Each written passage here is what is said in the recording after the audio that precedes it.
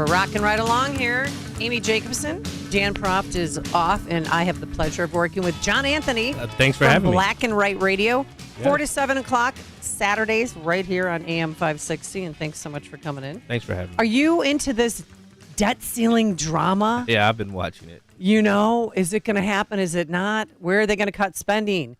Should there be a work requirement involved? Here's President Biden, who is on his way to Japan. I really think there's a desire on their part as well as ours to reach agreement. What? What did he say?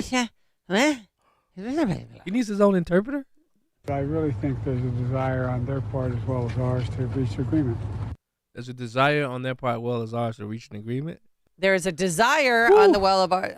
no, you got me. But yesterday, President Biden's comments made the GOP laugh out loud. This is so funny. On work requirements, he'd accept not anything of any consequence. Where does that?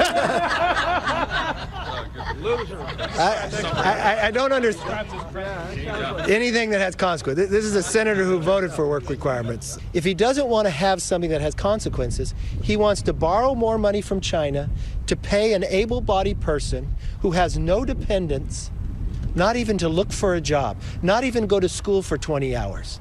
I mean, I think work requirements should be tied to some welfare programs. That's not a lot to ask. No. It's 20 hours a week. And if you don't work, then go to school for 20 hours. You know, when I lived in Michigan, John Engler, the governor there, he put that in place. Mm-hmm.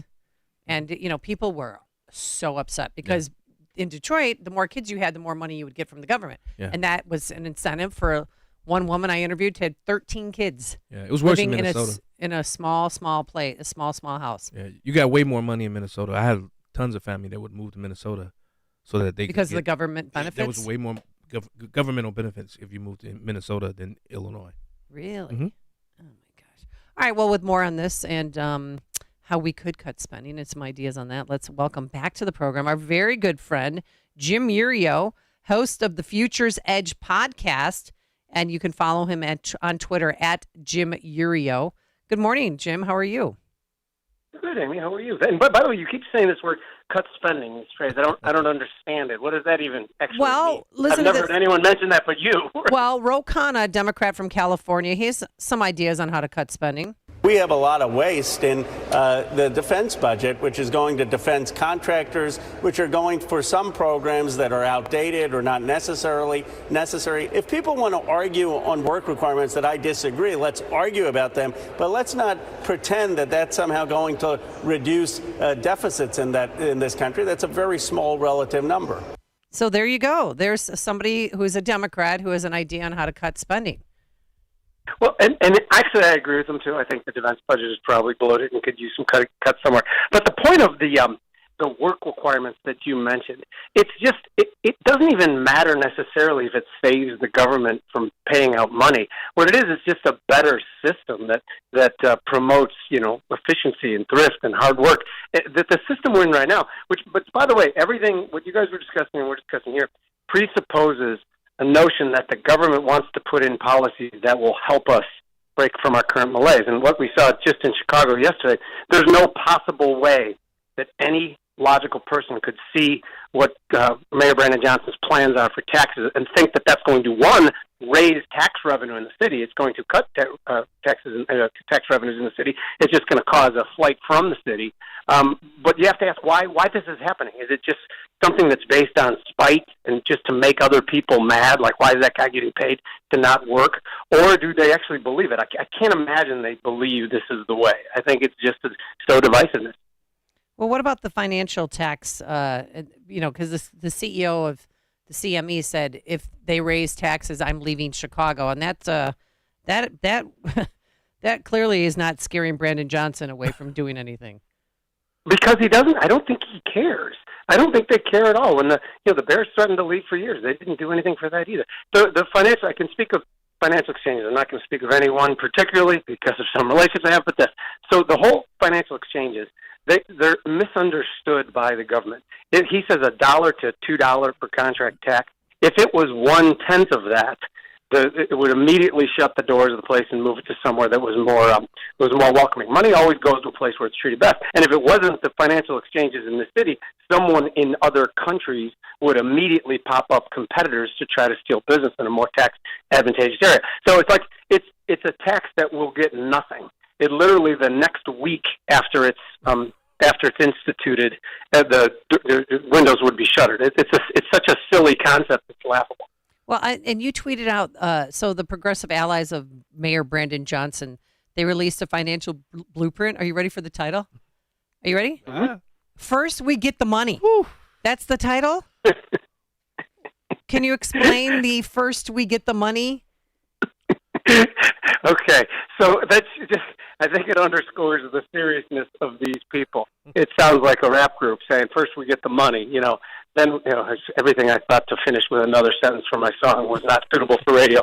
But first we get the money is absolutely comical. And by the way, they're doing things that are going to assure that they will not get the money. The way to get the money is to make this a city that attracts business, attracts young people to start their careers here. They're doing the exact opposite of that. The question is, will they get the money in the first couple months and think they're doing a great job, and then 5 years down the road, all of a sudden they realize that their tax base has shrunk up. And the suburbs, I have properties in the suburbs. I have a restaurant in the suburbs, Palatine. We didn't mention that yet.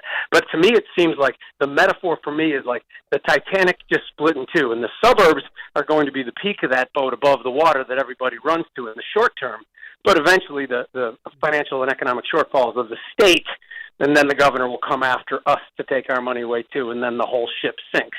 So the whole thing is such a losing proposition. I don't even understand who could support it right now. So this first we get the money, it calls for $12 billion in new taxes, which include a head tax of $33 per worker for companies with 50 more employees, quadrupling the tax on jet fuel, 3.5% income tax on households making $100K plus, 0.4% wealth tax for the top 10% of city earners, and a $1 to $2 transaction tax for financial exchanges. Are there any comments?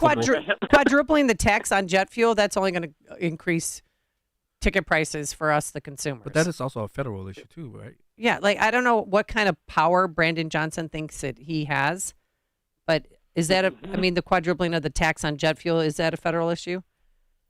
I don't really know, but I'd like to go to the 4% tax on households making over $100,000. But literally, the households that are making over $100,000 to, let's say, $500,000. Those are the people you want to so desperately attract to the city, and those are the people he's given the Heisman to and pushing them away. It's just the opposite of what he wants to achieve. And again, is it just based on spite, or am I a crazy conspiracy theorist if I think this? They have no problem at this point in time, destroying these cities, go hand in hand to the federal government like they did before, asking for money, and it's just more of a movement toward this, away from states' rights, away from localities, into this kind of globalist thinking, and then we sell our rights to the WEF and the WHO, and we're just one world. Am I crazy thinking that's possible? No, not at all. Mayor Johnson did come out and say that was not his plan. That was just somebody who's part of his transition team, who introduced this plan. But there's something even more sinister than that, though.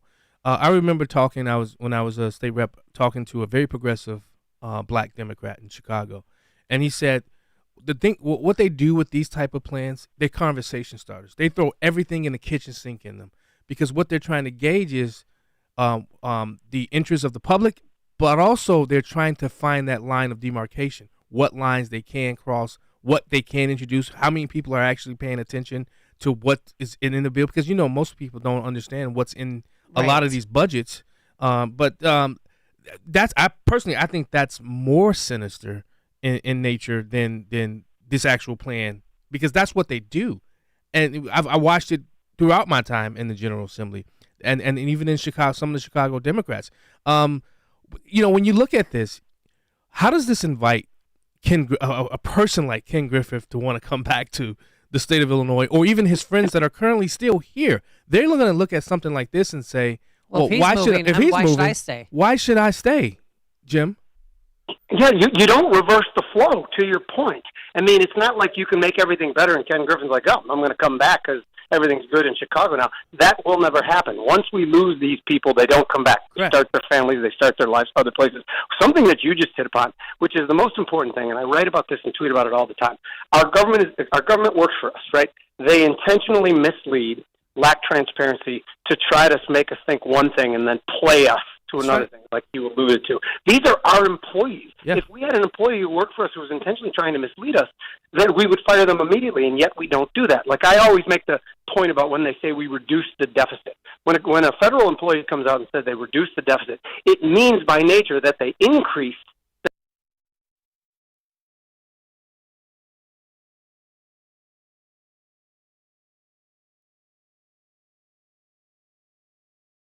the year before. It's an absolutely misleading thing, and they do it on purpose, and any proud person should really want to fire any employee that lies to us like that. And if we had an honest media to call them on their crap, I mean, that would, I mean, just imagine if we had an honest media that would have talked about a lot of these things that was in this blueprint, this financial blueprint. What would happen then? You mean first we get the money plan? Right. Yeah, the honest media is bold. By the way, we sold our soul to the media when we allowed things like pharma to be advertisers back in the 90s, which at the time I was for. I thought it was a free market thing. And guess what happened? They all lined up against us. So the only thing we have, which, by the way, there's some encouraging to come out of this. You mentioned that perhaps they don't want those things I mentioned. I will mention a couple other things that are positive. One is that every other big major metropolis in this country is making the same mistakes, and at least we haven't made some of the more ridiculous ones, like the promising of the reparations that they've done in California. So there is some things that are at least mildly positive, but again, they are far, far outweighed by the negatives. All right, we'll have to check in with you about, because you're the proprietor of Brandt's. You're sweet for giving the plug. Thank you. Yes. Oh, no. And great food, too. I know. I'm getting hungry. Thank you. Why, every time we have you on, I want to go have a burger or a taco. And he's always on. I know. How are Bud Light sales doing? Because I don't know if you've heard Bud Light's going to try and did you hear about this? I heard yesterday. They're changing the packaging to folds of honor to look patriotic to try to win back customers. Are sales steady or steadily declining? Nope. What's going on? They're down. They went down precipitously at first, and they've come back a slight bit. But this is the theme of the show today, is that you cannot reverse the flow. You let these things, you let the horses out of the barn, or whatever metaphor I'm looking for, and it is not easy to get them back in. Just like when you lose an industrious, 25-year-old to Denver, he's not coming back to Chicago. She's not coming back to Chicago. Yeah. And the Bud Light drinkers, if you write it off, I see so many people, so many just ardent Bud Light drinkers, just never say a word, and they order Coors Light. And the funny thing to me is that the left is like this call to boycott Bud Light. There's no call to boycott. There's a bunch of individuals saying, I don't really feel like being lectured to anymore. I'll have Coors Light instead. There's nothing organized. That's their game plan. That's did it. Collectivist game plan. Right. They did it to themselves. Well, here, so hypothetically speaking, some guy's sitting at the end of the bar there, drinking a Bud Light. Does anybody snicker at him or walk by him like loser or say anything, or is it peaceful? Yeah, but only like transaction of beer going down the throat. No, but only like buddies of people. Not like there would never be any like a serious glare at somebody. But I have heard some snickers to friends, like, "Oh, you still drink that crap?" Stuff like that. And again, we have to remember too that Bud Light is not. It's not exactly a product that can't be replaced. It's an okay watery American lager beer. It's not like, oh man, I really miss my Bud Light. No, of course, Light's fine. Okay. All right. Anything new on the menu that you want to plug to make us even more? Summer menus come out, which is the Deck Punch, which is so have you ever had one of our Deck Punches? I think they're mildly addictive to some people. They come out as flowery rum drink that all the people are drinking now. But nothing, we kind of emphasize salads a little more in the summer, but nothing new for this summer. What kind of salads do you have? I don't think I've ever had a salad there. All the wraps, buffalo chicken, like the Southwest wrap, we do as salads as well, like a Southwest chicken salad, and we have good wraps, and they all make a great salad too. But also summer stuff too. We have the salmon platter and the fish tacos. It's not just always about eating a big heavy burger and ribs, which by the way most people eat a big heavy burger and ribs. Yeah, exactly. But we have other stuff too. We have stuff for people who eat there 5 days a week because, as I always tell them, if you eat Brandt's food 5 days a week, your life's not going to be very long, but it's going to be very happy. And he joined us on our turnkey.pro answer line. You've made the switch. and it feels so good. You switch to Chicago's Morning Answer on AM 560. The Answer. Have you been struggling to find an easy, safe, and secure document scanning solution for Salesforce?